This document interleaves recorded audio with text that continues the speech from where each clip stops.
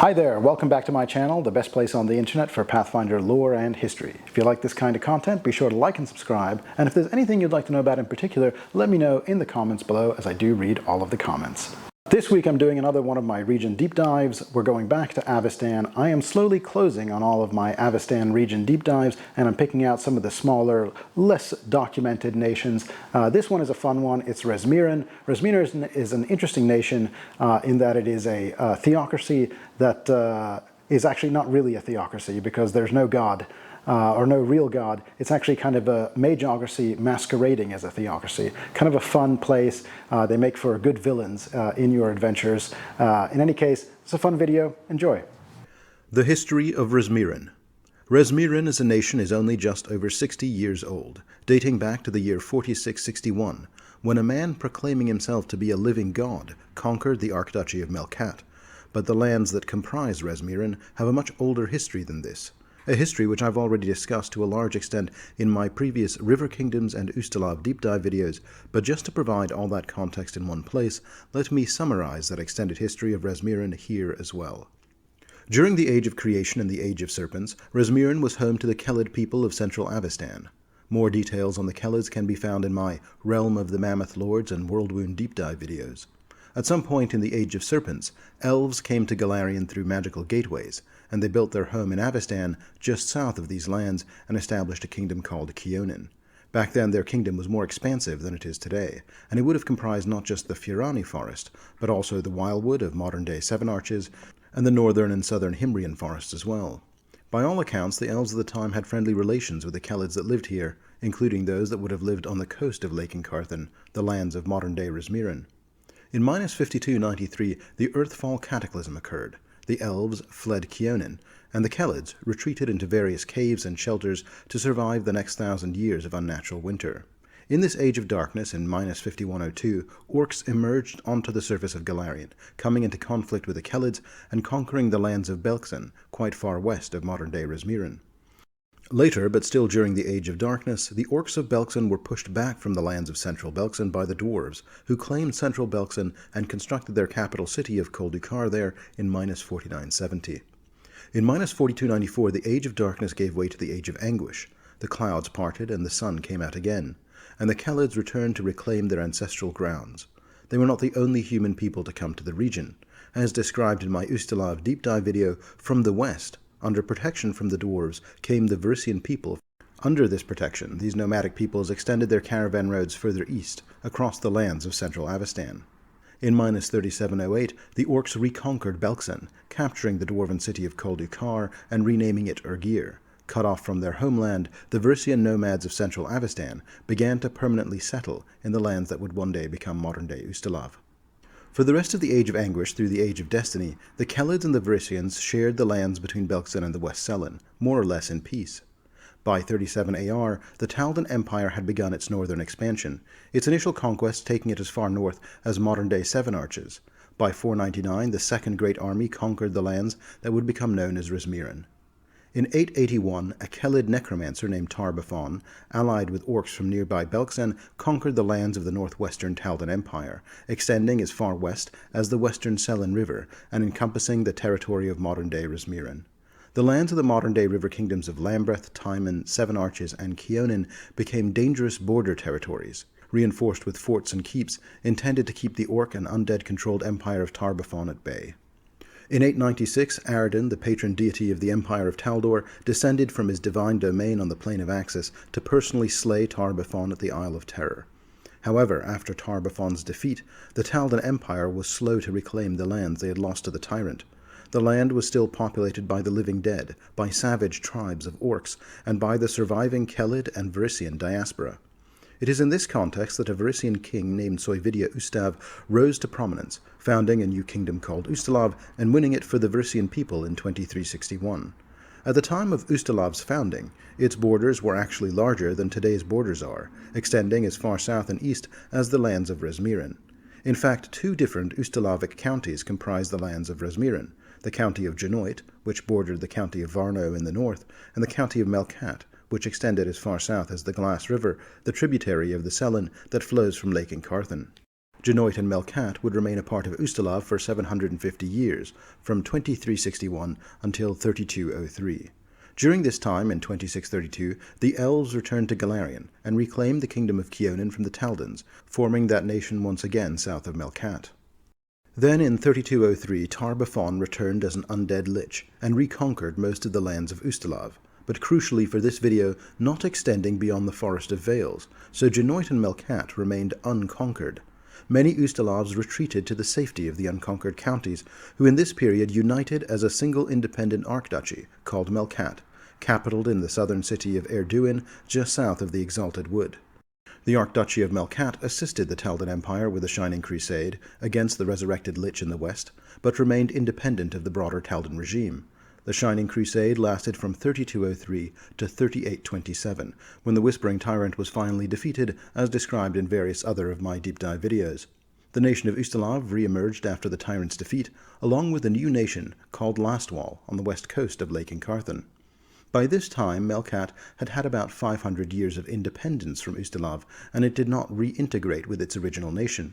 200 years later, in 4081, King Aspects of Cheliax conquered the province of Galt from the Empire of Taldor during what was called the Even-Tongued Conquest. In so doing, the river kingdoms were cut off from the heartland of the empire, eventually forming a large number of independent kingdoms, as described in my River Kingdoms deep dive video. Although of a similar size and scale to the various other kingdoms sandwiched between Cheliax's eastern extremity and the bizarre Kelid nation of Numeria, the independent nation of Melkat differed culturally from most of the other river kingdoms. For a start, Melkat was predominantly populated by humans of Varisian ethnicity, as opposed to those of Taldan, or in the far eastern reaches, Iobarian ethnicity. Secondly, Melkat had been independent of Taldor for thousands of years before the fall of Taldor. Nevertheless, despite its slightly different cultural heritage, in 4610, when Daggermark convened the inaugural meeting of the Outlaw Council, Melkat did send an ambassador to this event, and has been effectively recognized as a member of the River Kingdom since that time. Melkat remained a member state of the Federation of River Kingdoms for just over 50 years, before, in 4661, the land was conquered by Razmir, a petty tyrant masquerading as a god. Despite Razmir's claim to have passed the test of the Starstone and actually become a god, this was of course a lie, as Razmir is merely a very powerful wizard who uses his mastery of the arcane to maintain this illusion of power, enforced by his most trusted acolytes known as the Visions. Razmir's conquest of Melkat was alarmingly swift. He first appeared in the city of Zur, near the shores of Lake Incarthan, at the beginning of that year. He and his acolytes quickly overwhelmed the city guard with their arcane sorcery. After claiming the city of Zur, Razmir moved on to the towns that surrounded the capital of Erduin, notably the towns of Whispertruth and Pilgrimage, where he began ousting the local magistrates and trade guilds. Razmir was able to subvert the city's local power systems by incorporating Melkat's thriving community of thieves guilds into his priesthood of his new religion. These brigands effectively became enforcers of his new rule. Soon he had the capital surrounded. Razmir went to Erduin himself in the midsummer of 4661. Razmir promised the Duke of Melkat prosperity and peace if he would convert to his faith. 3 times he made this request, and 3 times the Duke refused him, and after the final refusal, Razmir summoned a cloud of smoke and flame to engulf the city of Erduin. The screams of the dying echoed all night long, and by morning the city was naught but ash and ruin. In fewer than 6 months, Razmir had conquered Melkat, renaming it the Nation of Razmiran. Razmiran had no interest in political alliances. He withdrew from the Outlaw Council, thus alienating the river kingdoms to the east later that same year. He also began to send his missionaries to spread his faith in the neighboring river kingdoms of Lambreth, Timon, and Seven Arches. In 4669, Razmir attempted his most daring conquest of all, by invading Ustalav at the county of Varno. Count Tyriak openly ceded hundreds of acres to the Razmiri zealots, but as they attempted to build settlements on Varno land, disappearances and then discoveries of fields of bloodless corpses soon spread throughout the occupied territories, forcing the Razmiri to retreat and deterring further attempts to take more land from the Ustalavi. As noted in my Ustalav deep dive video, Count Tyriak of Varno is in fact a powerful vampire, and the arcane false priests of Razmir proved a poor match for this fearsome foe. After this setback in further expanding his territories, Razmir began to focus on the divided river kingdoms as the most likely targets for his expansion. He initiated the construction of numerous faith barges, large riverboats sent up the Selen, or sailing ships that he sent across the Encarthan to capture heathens and bring them to Razmir for forceful conversion to the faith. At the turn of the 47th millennium, Razmir declared war on Kionin, and although it's been a moment since the last hot conflict between the two nations, Razmiran technically still remains officially at war with the elven nation of Kionin, even to this day. This whole state of affairs was sparked due to Queen Talandia Dasril's policy of allowing fleeing citizens of Razmiran into Kionin for asylum, as long as they weren't Razmiri priests, of course. In 4708, as described in my Druma deep dive video, a number of these faith barges besieged the city of Twingate in Druma. Razmiran's official state position on the matter was that Twingate had been deemed by Razmir to be a heathen city, as Twingate is the place where aspiring supplicants seeking to join the Calistocracy go to begin their initiation into that way of life. Grand Calistocrat Shale Britius of Twingate, supported by Druma's powerful blackjacket mercenaries, broke the blockade and protected the city from Razmiri invaders. Razmir has attempted a few other intrusions into Druma since then as well, notably their taking of the Morning Boroughs in the east of the country. From 4709 to 4710, the Price of Immortality adventure series takes place. The Price of Immortality is not a first edition adventure path, but a sequence of 3 connected standalone Pathfinder modules: the Crypt of the Everflame, the Masks of the Living God, and the City of Golden Death. These 3 adventures constitute the closest thing that Pathfinder has to a Razmiran-centered adventure path. In the course of these events, a few things are discovered. The first thing is that a cult dedicated to Razmir has infiltrated the Nirmathi capital of Tamran. The heroes root out and defeat this cult. The second and perhaps more alarming thing was that the cult of Razmir had also dispatched faith barges to the Isle of Terror to acquire some powerful artifacts that had once belonged to the Whispering Tyrant, led by an elven eldritch knight named Iramine, who had both embraced Razmir's fanaticism when he conquered her country, and had 200 years previously herself actually explored parts of the Isle of Terror. These events take the heroes directly into the Isle of Terror, and significantly into Zin Grifar, the so-called City of Golden Death, which once served as Tarbafon's seat of power. Mercifully, Iramine was defeated, and Razmir was unable to get his hands on Tarbafon's various relics of power. Finally, in 4719, the Tyrant's Grasp adventure path took place. The cult of the Whispering Way managed to release Tarbafon once again, who destroyed the nation of Lastwall and ushered in a new kingdom known as the Gravelands. This brings us to today. In the 60 years since its founding, Razmiran has strained relations with its neighbors. In the last 15 years, it has raided the river kingdoms, it has attacked Ustalav, Druma, and Nirmathas, and it has attempted to steal artifacts from the Isle of Terror. Perhaps as a result of some of the failures of those attempts, or perhaps starting to recognize that trade is actually necessary for a country to function, even if it has an abundance of fertile farmland within its own borders, it has, only very slightly, begun to show signs of its willingness to open its doors.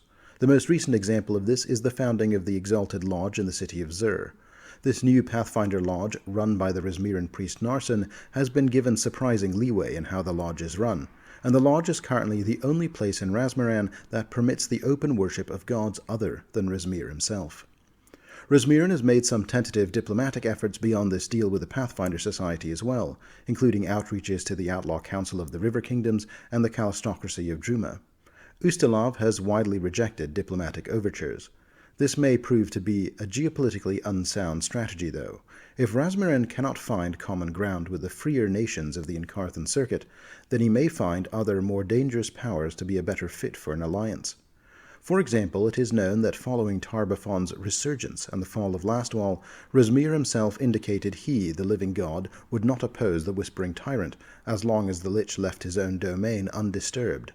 This may have been more than just posturing, as Tarbafon and the Cult of the Whispering Way seem to have tacitly agreed to this, positioning Razmiran uniquely among the nations bordering Lake Encarthan as being relatively neutral in the impending conflict between the Gravelands and the other regional powers.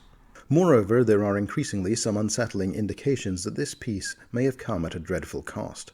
Persistent rumors suggest that Razmir is donating his dead to the Whispering Tyrant's armies in exchange for protection. Spy masters from other nations have also received hushed reports from those close to the clergy that Razmir himself has started to behave erratically, becoming strangely withdrawn from his own priests. This is frightening to those closest to him. Though Razmir might not actually be a real god, he is a supremely powerful wizard, and with the Whispering Tyrant posing a new and terrifying threat in the region, this erraticism from their leader, possibly compromising his ability to protect his holdings, has begun to alarm his followers. However, this fear has not disseminated itself among the common folk of Razmiran, who still take some solace in the constant reminder that a living god protects them, and so instead these worries remain largely confined to Razmir's most secretive circles within the capital city of Thronestep and the distant sacred fortress of First Step. Some close to the living god fear this erraticism may be the undue influence of the Whispering Tyrant himself. The envoy that Razmir sent to the Isle of Terror returned as a wraith, still wearing his Razmiran mask of devotion. Now calling itself the Pale Mask, the wraith resides in Thronestep with Razmir himself, advising the aging wizard. Of course, the erraticism could simply be old age. Razmir has ruled now for over 60 years, and he was not young when he came to power. His exact age is unknown, but his bouts of confusion would certainly be in keeping with general age-related degradation. In 4720, his bid to purchase a life-extending sun orchid elixir from the Thuvan alchemist Artokas Kirin was rejected when it was discovered by the Thuvian that Razmir had incorrectly valued some of the collateral he had put up for the purchase. Razmir wrote a letter to the alchemist Kirin later that year, saying, "I won the bid for the elixir. You and I both know the truth of what happened. Know that the living god will remember." It is also known that Razmir has sent a number of agents to Thuvia to either steal the recipe for the elixir or perhaps even kidnap the alchemist. In any case, regardless of the state of its ruler, for most, daily life in Razmiran remains largely unchanged by the drama of the last 5 years. The impoverished continue to be heavily taxed, nearly to the point of starvation, while Razmir's clergy indulge freely in feasts and decadent vices. In the wild exalted wood and the bustling crossroads town of Pilgrimage, outlaws and apostates dream of overthrowing the masked god's rule. Despite the significant regional consequences of Tarbafon's rise to power, those living in Razmiran remain focused on their own trials, as those oppressed by tyranny rarely see beyond the immediate hardships they endure. Razmir the Living God and his important servants. Razmir, the despotic leader of the eponymous nation of Razmiran, calls himself a living god. In his conquest of the unique river kingdom of Melkat, he found arcane mastery was not sufficient for his purposes, and he required the trappings of divinity to give him the clout he needed to maintain a stranglehold on power. Claiming to have undertaken the test of the Starstone in 4660, this self-proclaimed deity is actually merely a conquering warlord, culling anyone who opposes him or denies his divinity. Over the years, Razmir has attracted a powerful cult of followers, and he has taught the arcanists among them, now through various acolytes and intermediaries, how to emulate divine magic via arcane practices. To entice followers from among the common folk, his clergy make promises of prosperity and peace to those who believe, though converts often find themselves struggling to survive in a nation designed entirely to funnel wealth and privilege to its priests. They are told that only through greater devotion to Razmir can they hope to attain a paradise in this life. Razmir has also cloaked his past in rumor and myth, and details are scant regarding his life before his alleged attempt at the test of the Starstone. Scholars who have tried to piece together a comprehensive history of the living god's mortal days find a narrative filled with conflicting events and varying origins. Some stories claim he grew up penniless on the streets of Opara in Taldor, begging for food and sleeping under a sewer grate. Others suggest he was raised on a small rural farm in Varissia, destined for a simple life, until he discovered the secret library of the Rune Lords and learned to wield their mighty power on his own. Despite these differences, all the stories share a few basic similarities. Razmir came from humble beginnings, neither wealthy nor powerful, but through his own cunning and daring, rose up to become a powerful living deity. For all his power and influence, though, Razmir is in fact not a god, but a highly manipulative and terrifyingly powerful wizard masquerading as one. Razmir does not have clerics, grant spells, or possess domains.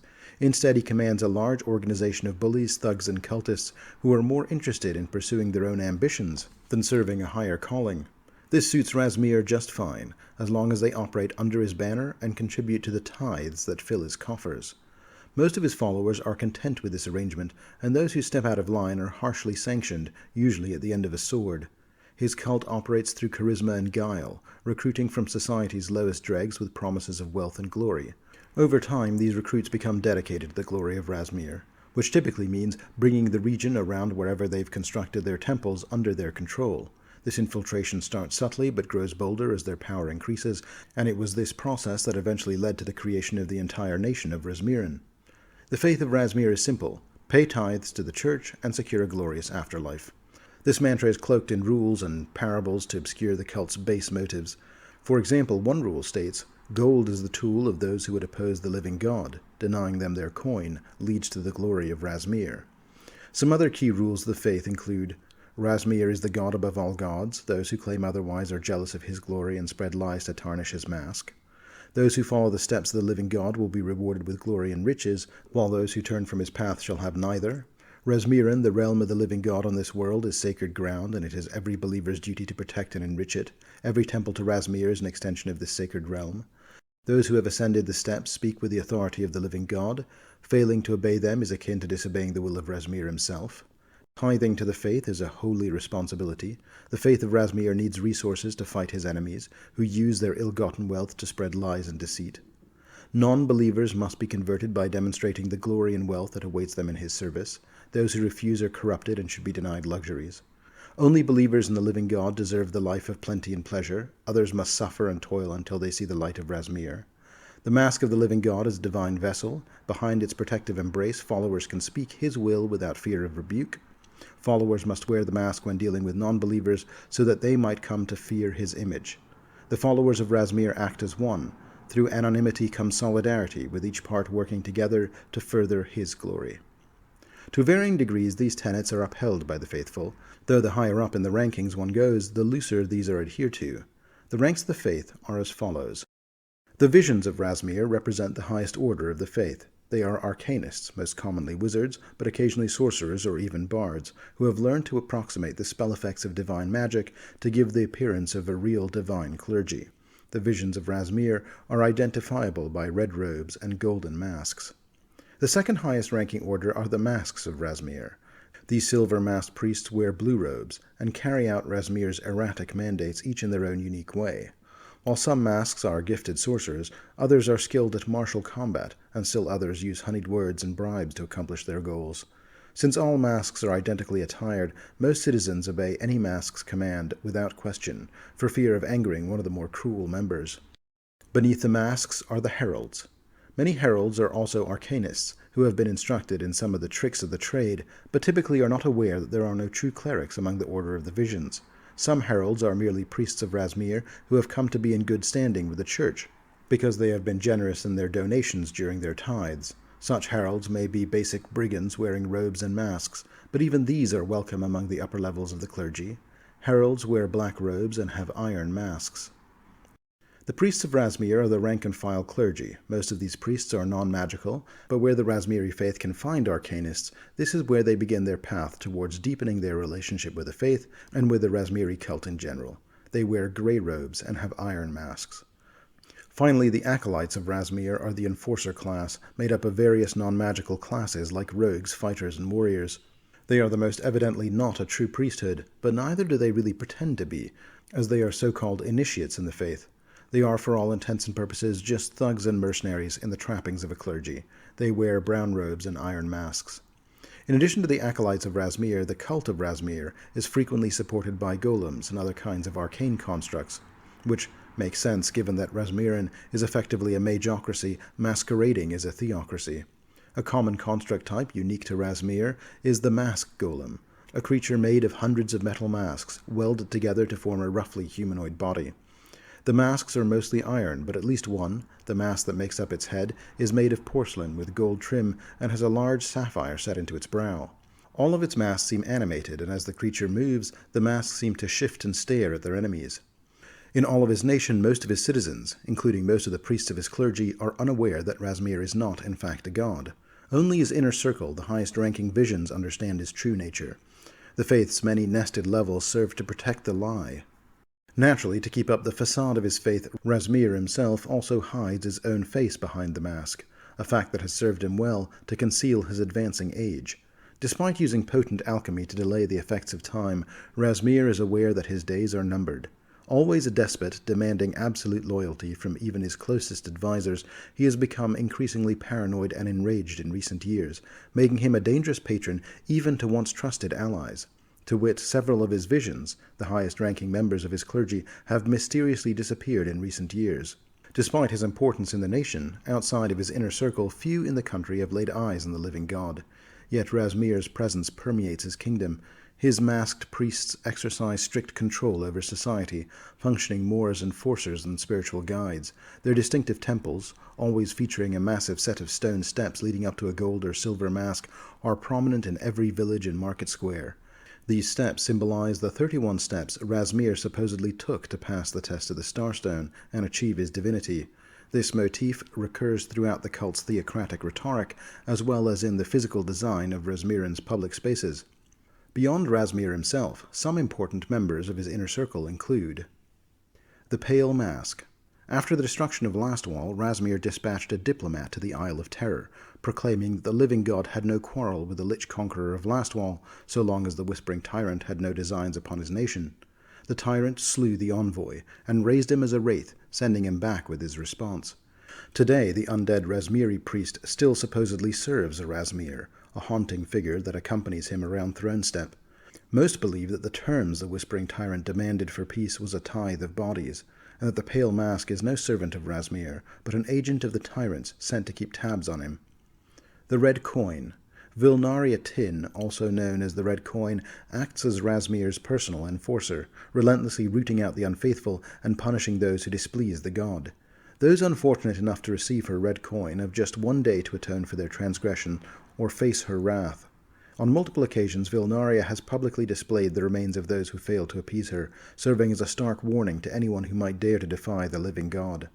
Unlike most of Razmir's servants, the Red Coin is readily identifiable due to her unique mask. Her mask is cracked down one side and missing altogether from the nose down, revealing the lower part of her face along with a wicked, hungry smile. Venture Captain Narsen. The only Razmiri priest to receive a field commission from the Pathfinder Society, members of the Razmiri priesthood rightly see Narsen as a radical. Many of his peers called for his execution when he suggested opening a Pathfinder lodge in the city of Zur, and even more joined in when he revealed that the negotiations required him to grant worshippers of foreign gods safe passage to and from the lodge.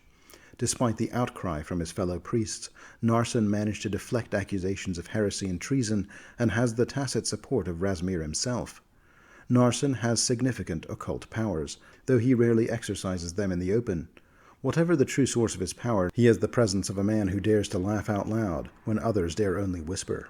Some Razmiri have even wondered whether Narsen might be an avatar of Razmir, sent to usher in a new age, although such rumor-mongers have a strange tendency to disappear. The Razmiran Gazetteer. The Tracks. Bordering the Forest of Vales on the north, and thus demarcating the border with the nation of Ustalav, the Tracks is a wild area of jagged cliffs, canyons, and arroyos north of the city of Thronestep in Razmiran. The region looks as if the earth is made of cracked, dried mud, resembling a set of tracks, hence the name. A particularly deep canyon at the heart of the region contains a hidden prison mine, known as the Hidden Track. Those who have lost faith in or displeased the Church of Razmir are sent here, and it is called the Forgotten Track because to be forgotten is the eventual fate of those who are sent here. New arrivals to the prison are lowered to the floor of the canyon in an iron cage, after which they are assigned to their work gang. There they continue to work in the mines until they either die from overwork or, on rare occasions, actually serve out their sentences. The Forgotten Track produces some precious metals and ores, but this does not seem to be its primary purpose. The wardens of the prison occasionally receive new directions and schematics from Razmir himself, directing them to tunnel in new directions. The man in charge, a herald of Razmir named Rastagar, has become increasingly nervous of late, as some of the tunnels have begun to intersect those of the Darklands, exposing the prisoners and guards to dangerous threats from below. In addition to its spelunking projects, in recent years, the Forgotten Tracks has become the suspected source of the bodies being sent to appease the Whispering Tyrant. This would make sense, as such an arrangement here would quietly go unnoticed, as the condemned here have disappeared for decades before the tyrant's return. The Coastal Cairns. On the northwestern edge of Razmiran are a series of large stone cairns that appear to predate even the Kelid civilization, an indication that they may have been erected by a pre-human civilization. Up until the recent opening of the Exalted Lodge 5 years ago, Pathfinders were not permitted to enter Razmiran at all, but now that under special conditions the Society is able to study the secrets of the former nation of Melkat, they are eager to understand the secret origins of this site. Allenstead, a small Razmiri village on the West Selin River. In 4714, a high-ranking priest of Razmir entrusted a magical artifact called the Mesmeric Baton to a lower-ranking acolyte in the church named Follock Teague to subdue the town's revolutionary sentiments. With the artifact, Follock became a petty tyrant, lording over the village. The details of what happened to Follock and the Baton are played out in the first edition Pathfinder Society quest, The Silver Hex Chronicles. The Exalted Wood. In the days before Razmir ascended to power, the Exalted Wood was known as the Virgin Forest, and for a while it was actually a part of the River Kingdom of Timon, as it was annexed by Maldor Timon in 2021, before the Ustalavi took it during the First Unification. Since that time, the wood became separated by an unnatural chasm, and in time the northern part came to be renamed by Razmir, while the southern part is more commonly referred to by its original name.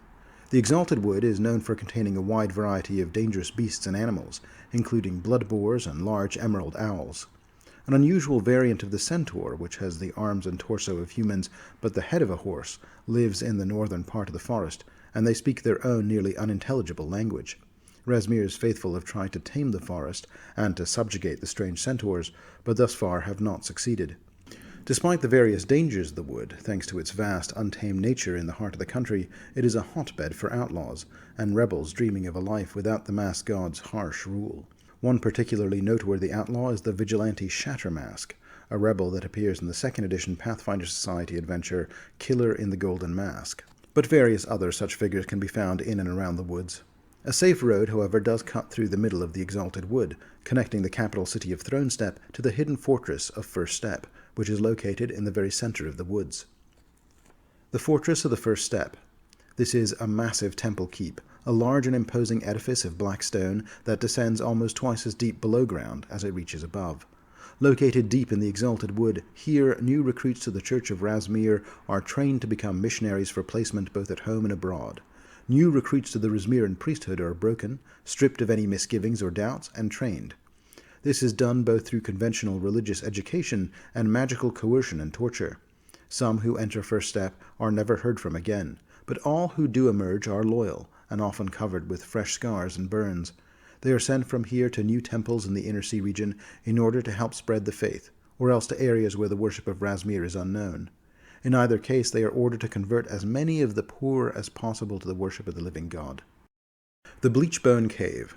Located in the deep fissure that separates the Exalted Wood from the Virgin, few know about this cave, hidden by a large bone-shaped white rock, making it an ideal refuge for those fleeing the Razmiri clergy. A half-elf ranger from Whispertruth named Karellan Dwinsall has led a group that has taken shelter here. The group has kept the cave's existence a secret, pretending their trips to the woods are merely for hunting as they go to and from the city of Whispertruth. The discretion has kept their activities under the radar for now. Recently they captured a Razmiri priest on a vital mission. Karellan believes they will eventually extract valuable information from the captive. However, unknown to both the rebels and their prisoner, a sinister presence lurks at the back of the cave, waiting to possess the priest and execute a centuries-old plan once it can claim the captured arcanist's body. Clues to the entity's nature are hidden in the capital city of Thronestep. Whispertruth. A frontier town deep in the Virgin Forest, its woodland location has made it a home to exiled or failed priests and other dissidents of Razmir's rule seeking quiet isolation in the confines of their grim nation. Despite their precautions, however, Razmir knows of the goings-on in Whispertruth and uses powerful magic to monitor it. In fact, Razmir has quietly allowed the community to thrive, as being able to spy on dissidents has proved quite useful to him. The town is led by Mayor Finiona Legis, supported by Watch Captain Kilswalla Fen, who handles security, and Investigator Glimmer Yon, who oversees interrogations. They aim to maintain peace and security while figuring out how to eliminate Razmir's influence in the town altogether. The town also includes a number of druids and shamans who have been able to regularly commune with the forest spirits. These nature spirits have warned of a looming dark threat to the town, though its specifics remain unclear to the town's leaders. Gensmarin. The forest fortress of Gensmarin, once a distant military outpost of Taldor's Third Army of Exploration, became the haven of a notorious witch coven in the early days of the Age of Enthronement. Razmir himself scattered the witches when he first came to power. However, even more dangerous creatures have said to have moved in since then. Recently, an occultist named Rognak Jubilant ventured into Gensmarin, seeking ancient Taldan artifacts mixed with demonic influences. Discovering a cabal of arachnid flesh warps, he struck a dark deal to supply them with victims from Zur, whom they use as slaves, sacrifices, and food, which he offered in exchange for permission to explore the fortress. Today, Jubilant recruits victims under false pretenses and brings them to the flesh warps. While this scheme has avoided Razmiri attention so far, pressure from the flesh warps to increase deliveries may expose Jubilant, unraveling his dark operation. Pilgrimage. This settlement began as a roadside tavern on the road between Zur on the Glass River and Thronestep further up the coast. It has since expanded into a small town with a dozen inns, a large temple to Razmir, a functioning port, and a rapidly developing black market. Thanks to its convenient location along Lake Carthen, but its smaller size and therefore fewer number of priests than Zur and Thronestep, Pilgrimage has become a well-known spot for pirates to transact business with the Razmiran out of sight of the Church of Razmir, or at least without their direct interference. However, it is still definitely a Razmiri town, and any such business needs to be transacted very carefully, lest transgressors found themselves dragged in chains to the forgotten track. Erduin's Folly. The Folly is the name given to Erduin, the former capital of Melkat. It was once a thriving city, until the Duke of Melkat defied Razmir, believing him to be a fraud. Razmir's devastating response razed Erduin completely, leaving behind occult forces and psychic energies that repelled all who ventured near. Reports today speak of powerful psychic sources there, particularly where Duke Melkat's manor had stood, now haunted by vengeful spirits and possibly overrun by undead. Recently, a powerful medium from Ustalav made his way to the Folly, seeking the remnants of Duke Melkat's spirit. Indeed, the old Duke of Melkat has returned here as a malevolent ghost, twisted by his trauma and empowered by the city's destruction. He now gathers undead and plots his vengeance against Razmir. It is not just the undead that have heeded the Duke's call. Something odd has been happening to the shepherds who live in the plains south of the Virgin Forest. Each night for the past month, one among their number is bolted awake in the middle of the night, eyes glazed white. These shepherds plod methodically towards Erduin's Folly, murmuring about massacres and revenge. They shove aside loved ones who try to help them and are unresponsive to tears or pleading. This power that enraptures the living may draw the attention of Razmir himself to the old capital if it continues. Zur. Zur, the crucial port situated on the banks where Lake Carthen meets the Glass River, was the first conquest of Razmir. It continues to serve as one of Razmiran's primary ports, and its critical location along the river means it handles a significant portion of trade goods that cross the lake. Controlled tightly by Razmir's priests, Zur mandates tithes from all residents and visitors alike, regardless of their origin. Foreign sailors and merchants are often coerced into adopting Razmir's beliefs. The priest's influence extends beyond the city streets. Faith barges manned by masked clergy patrol the surrounding waters, enforcing Razmir's teachings and collecting tributes from passing ships through state-sponsored piracy. Most recently, Zur has loosened its oppressive restrictions somewhat with the opening of the Exalted Lodge. Zur is also the setting of numerous Pathfinder Society adventures, including the first edition Glass River Rescue and the second edition adventures Lodge of the Living God and Killer in the Golden Mask. Thronestep. Established in 4672, Thronestep was erected swiftly by Razmir's new faithful as the capital of the new nation of Razmiran. It was originally built as a lavish city on Lake Carthen, designed to embody paradise for his followers. Constructed from luxurious woods and imported stone, its buildings prominently feature images of Razmir's masked likeness. However, its initial grandeur soon came to be marred by the vast number of poor that have resulted from the terrible wealth inequity of Razmiran. Thousands of impoverished hopefuls flock to Thronestep, settling in its expanding slums with aspirations of encountering the god himself and seeking his benevolence. The city of Thronestep divides distinctly into two districts: the steppes, where Razmir's adherents revel in opulence and excess, and the stones, the city's largest sector, where the destitute endure squalor and deprivation. Most among the poor pray desperately that they might be chosen in the weekly choosing ceremony, where 5 individuals purportedly commune with Razmir to be exalted with wealth and fortune. Unbeknownst to the masses, however, those selected are planted by the faithful, rendering the entire ceremony an elaborate fabrication designed to keep the masses in line. A significant arcane college can be found in Thronestep, its most secretive teachings covering the techniques that the Razmiri masks and visions use to deceive the public as to their nature. Additionally, in the dim recesses of the basement of the Thronestep Arcane College is a weathered scroll recounting the ancient tale of the Eldritch One, a formidable entity hailing from the dominion of the Black. During the tumultuous Age of Anguish, the Eldritch One is said to have found passage to the material plane, near what would later become Razmiran. There it unleashed havoc, draining the life essence of all in its wake. According to the scroll, a group of valiant heroes eventually managed to ensnare the Ancient One within a deep cave hidden in the Virgin Forest, binding it for a span of 8,888 years. After this time elapses, the creature can only break free by inhabiting a living mortal vessel, enabling its consciousness to resume its destructive course in the world. If this is true, then Corellin Dwinsol of the Bleachbone Cave may have accidentally discovered this ancient entity. That rounds out my coverage of the nation of Razmiran, a small but unique nation in the Inner Sea that stands on the cusp of significant changes and may prove to be an important nation in the events to come.